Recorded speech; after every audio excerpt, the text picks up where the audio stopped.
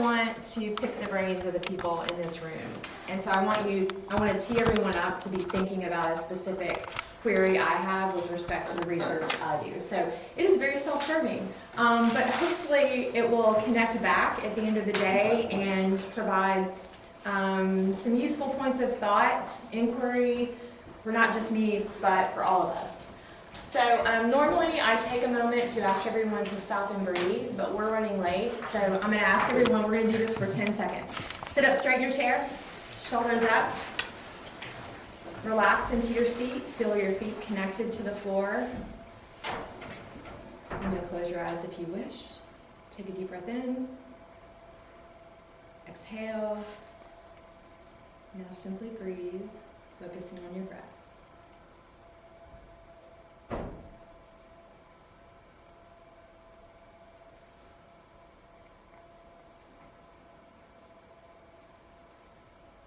And take another deep breath in and exhale. All right, I do that just to clear the mind so we're all centered and present, and maybe got rid of some of the stuff we brought in the room with us. So normally it's longer, but time is of the essence. So I teach at Vanderbilt Law School in the U.S. It's in Nashville, Tennessee. I'm actually a graduate of Vanderbilt Law School. I teach in the program on law and innovation, and I actually am the curriculum designer for the program. I also have the title Director of Innovation Design at Vanderbilt Law School. I made that title up. Titles other than some form of, I'm a lecturer, by the way, that's my academic title. Other than academic titles, higher education in the U.S. doesn't seem to care what you call yourself. So I picked that because I thought it was kind of cool. So that's what I do. These are the current courses I teach or have designed curriculum for. Our newest one, AI and Law Practice.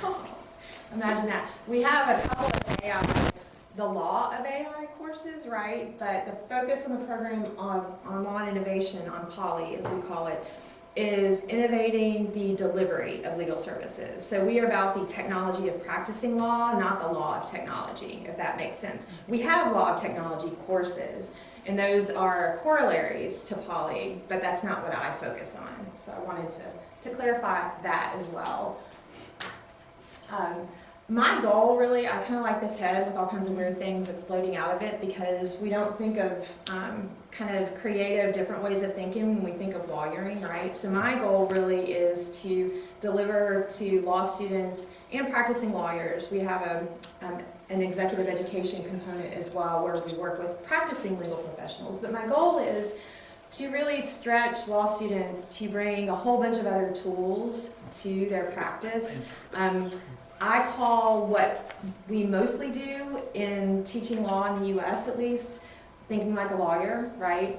We teach people to think like a lawyer, which is an incredibly valuable skill. It's fundamental to what we do, but we wield it like a hammer. And unfortunately, we are not good at pulling out other tools from our toolbox. And so I walk around a lot with a hammer in my classes. My students think I'm kind of crazy, but it makes them laugh. That's a good thing sometimes.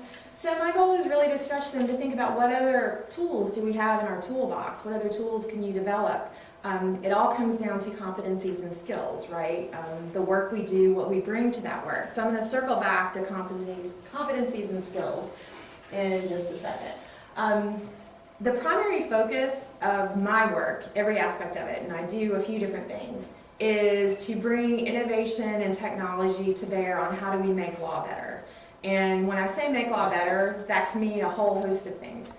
How do we make law better for the people who are practicing law? In the U.S. at least, the rates of anxiety, depression, substance abuse, all these things are much higher for legal professionals, for lawyers, than they are for the general population. And I've seen studies in other countries, specifically in Europe, that kind of mirror that. So focusing on how do we make the work better for legal professionals, right? I think technology has a big role to play there. And how do we make law better for the people who currently get no help in legal services? So a quick stat, I could spout off a gazillion, but a quick stat, last year Legal Services Corporation, which is the federally funded arm of legal aid in the U.S., did their latest study and determined that that 92% of legal problems experienced by low-income Americans get no meaningful help from any kind of legal professional. So lawyers are helping 8% are addressing 8% of the legal problems that low-income Americans have. So that's just a tip of an iceberg. I call that a failure rate. That's a huge failure rate if we're only helping manage, solve 8% of the problems. So how do we make law better for the people who currently get no help? I could keep going on, but hopefully my point is clear that Make Law Better really can address the entire spectrum of the many myriad problems we need to resolve with respect to our systems of justice. So competencies, that's one of my core areas of interest because we talk a lot about what it means to be a lawyer, what lawyers do. In the US, we have something called the Unlicensed Practice of Law, UPL, and it's defined very loosely so that basically you just know it when you see it. And I think people for many, many years have decided we know good lawyering when we see it. Well, we need to be a little more data-driven and a little more scientific about what that means, especially in the place and time we find ourselves right now with respect to technology and its proliferation. So just a quick factoid as well.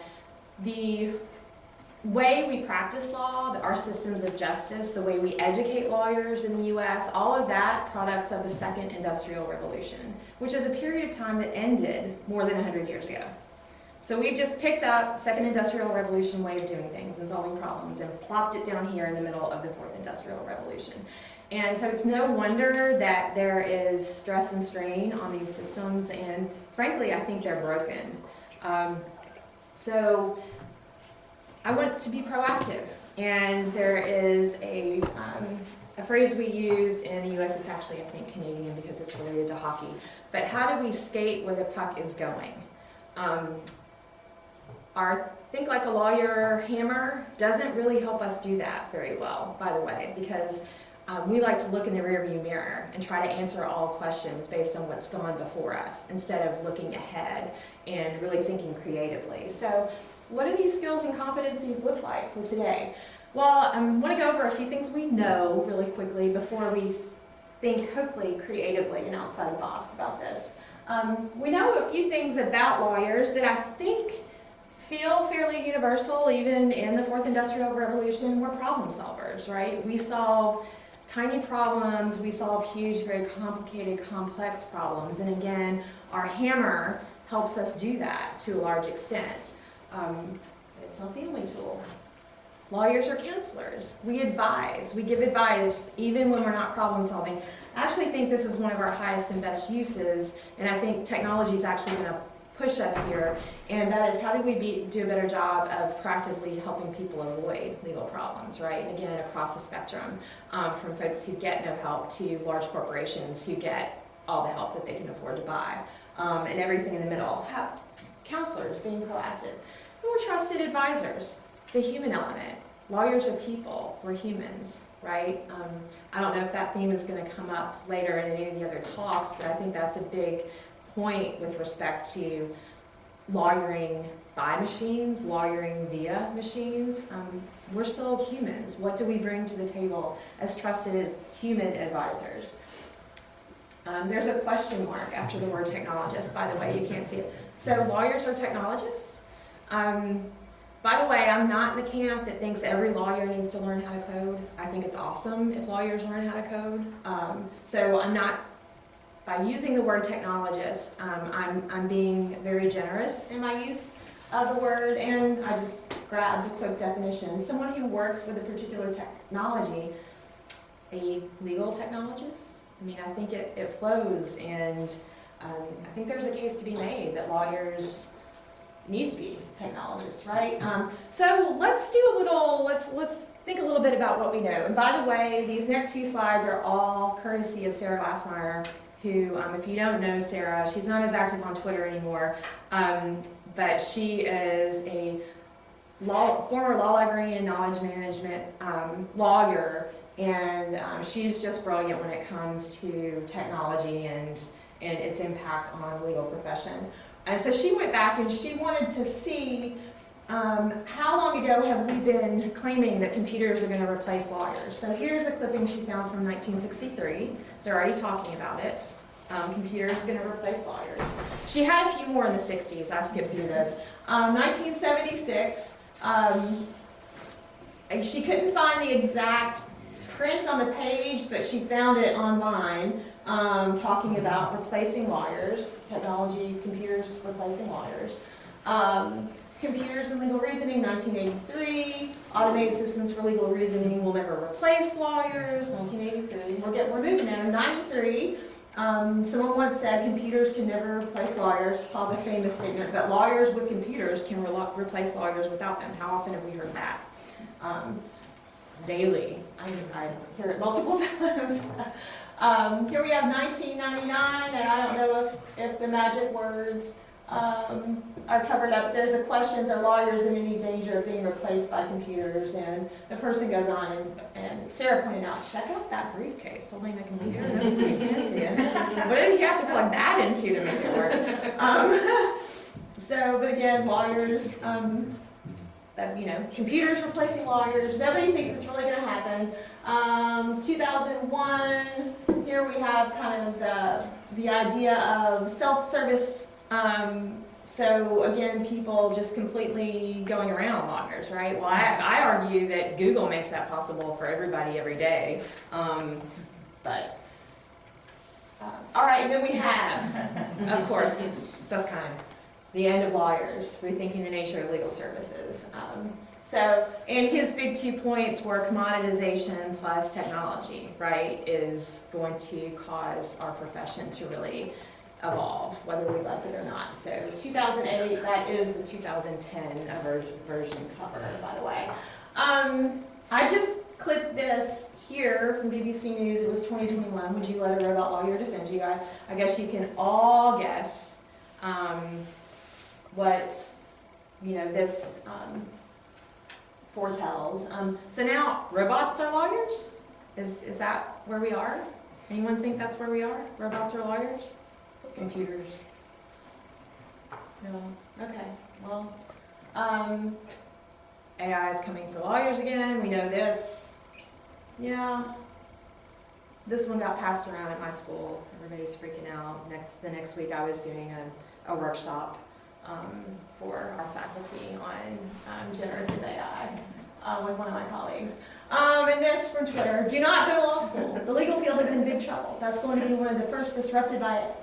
I talked to folks who spend thousands of dollars a week on legal bills. They're already using ChatGPT to generate complex contracts. So back in my day, I practiced law for almost 20 years before I started teaching. I've been at Vanderbilt for about 7 years now. And when I was practicing, and I did for like the last 10 years, I was largely a transactional attorney.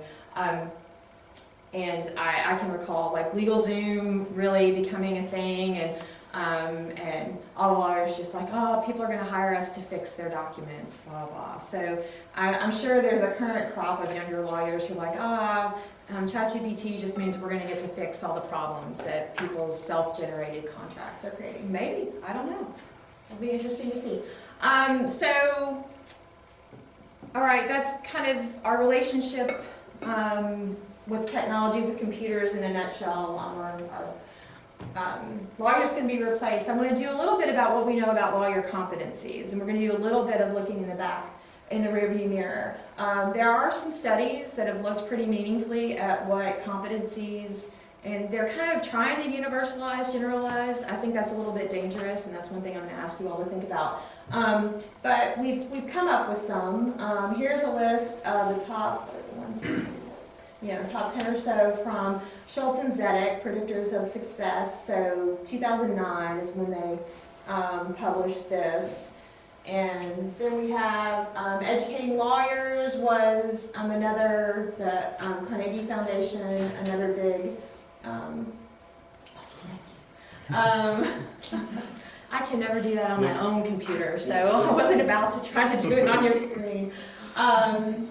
So again, digging into what do we know? Of course, all of this looked back, right? All of this is asking current lawyers, law professors, who I think often in the U.S. are the last people you should ask about what skills practicing lawyers need. Then IALS, the Institute for the Advancement of the American Legal System, recently came out with Building a Better Bar. They've done a lot of research into skills and competencies for lawyers. Again, US, North American focused, but they've come up with lists and insights. And then, so we have some data, right, looking back. And then we have COVID. Which I think really, in many ways, disrupted the path we've been on quite significantly, at least with respect to integrating the use of technology in our daily work habits in life for lawyers. And so it's been, I think, interesting to see. You've seen courts go online. Are they coming back offline? I think there's, you know, some movement there, but I think COVID was a watershed point. In the U.S., I just want to point out that 42, I think, of our 51 actually, jurisdictions have adopted some version of this Comment 8, which references specifically that lawyers are supposed to be up to date, abreast with the risks associated with the use of relevant technology. I'm sure that the lawyer who recently used all the hallucinated cases in his brief with a court wishes he had been more up on this. By the way, I believe strenuously that is on the lawyer, not the technology. And I'm not saying that we should be using ChatGPT, especially the free version for legal research, but he should have known better. That's part of his legal responsibility. So really quickly, I just want to introduce you to some competency models because this is one of my big points of research and this is what I want to pick your brains about. So I'm going to go fast. Traditional lawyers, I-shaped. We had our thinking like a lawyer skills, our hammer. I'm a 5th generation lawyer, so my great uncle, I think I've got enough greats in there, was the first known lawyer in my family. And he was an I-shaped lawyer.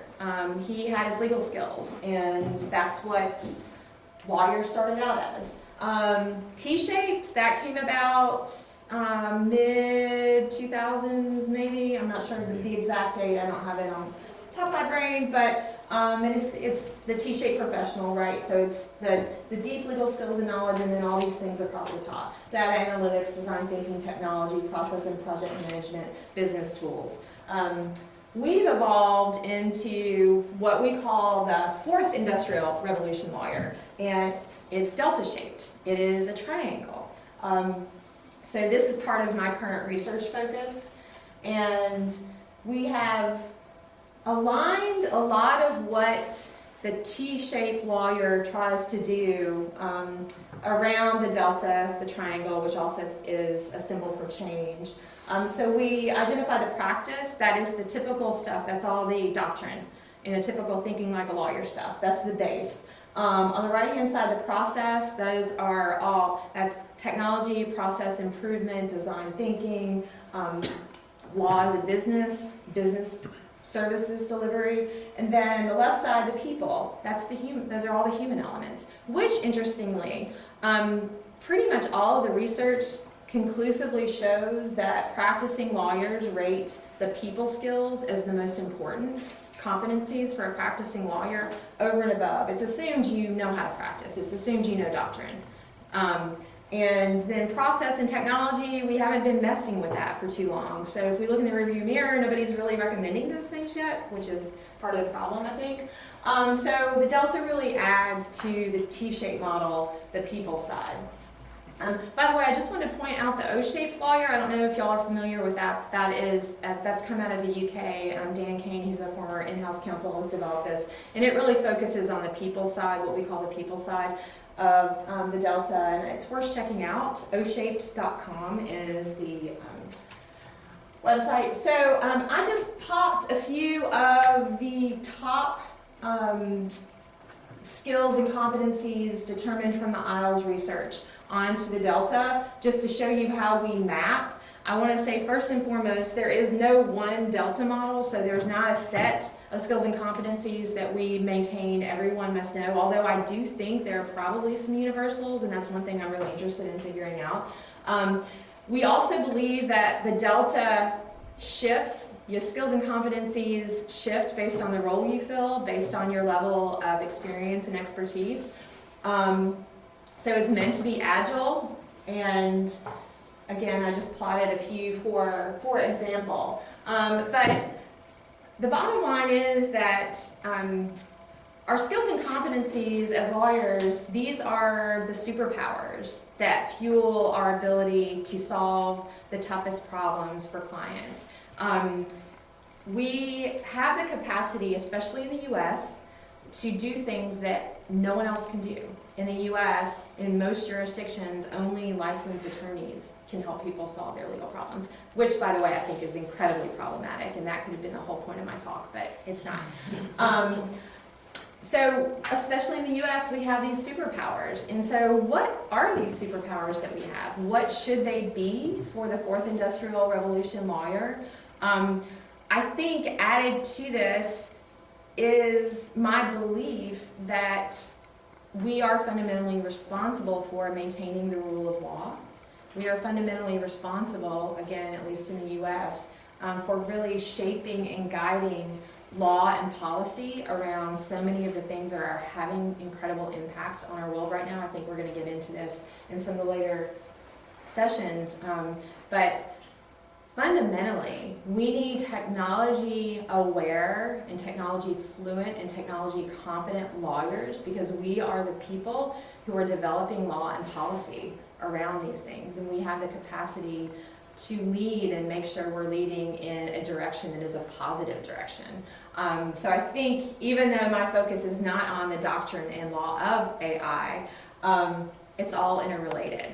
And I believe, again, we have examples coming out about why lawyers need to be competent in the use of technology in legal services delivery. So this is the point where I'm going to stop talking for a minute. I'm going to challenge you all to help me think about something. And I also, I'm happy to answer questions. I'm happy to dig deeper at any point. Again, I intentionally did a very high-level overview because I want to get you all into thinking about these things. But I'm very curious to know, and if you, I'm going to start that, just pull a few of these notes off and claim some for yourself, because I'm gonna collect what you're brainstorming. We're gonna pop it on the wall, and so here's my challenge. So I'm really curious to know what the people in this room and the folks online, and I will say to folks online, I'm going to create a Google Jamboard, and we're going to share the link to that, so that folks who are joining us virtually can contribute to this brain trust as well.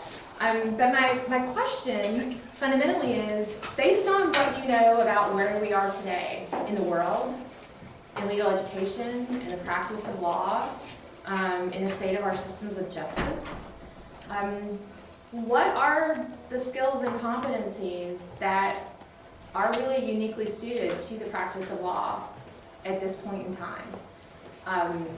And how do we, so I want to start there. I just want to challenge you to think.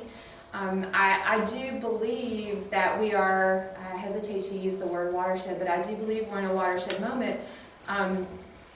In one respect, because the proliferation of generative AI and the tools that have made it so easy to interact with that technology, for good or bad, I do believe have prompted the most serious discussion and consideration that has ever happened in places where people have the power to choose to do things differently. And that's key, right? I spend a lot of time talking to a lot of people about how we can leverage technology and innovation to make law better. But for the most part, I am completely powerless to make any of those things happen, and most of the people who I spend my time talking to ultimately are pretty powerless. But there now are people who I think wield some substantial power, whether it is in shaping the law school curriculum, whether it is in determining how we can reform courts and the administration of justice using technology. There are in the US at least judges in state Supreme Courts who have the capacity to really choose to do things differently forever from this point on. So what are those skills and competencies that come to the forefront of your mind? And I think about it first and foremost with respect to how are we training lawyers to enter the practice today and thrive as individual humans, but also meet their obligation to make law better. So just spend a minute brainstorming. Ideally, kind of write one per post-it, because I'd love to get ideas up on the wall. You are welcome to identify yourself on your post-it. If you've written more than one on post-it, do not go on the post-it. Go on the wall. Yeah, let's just do that for a couple minutes. And I think I managed to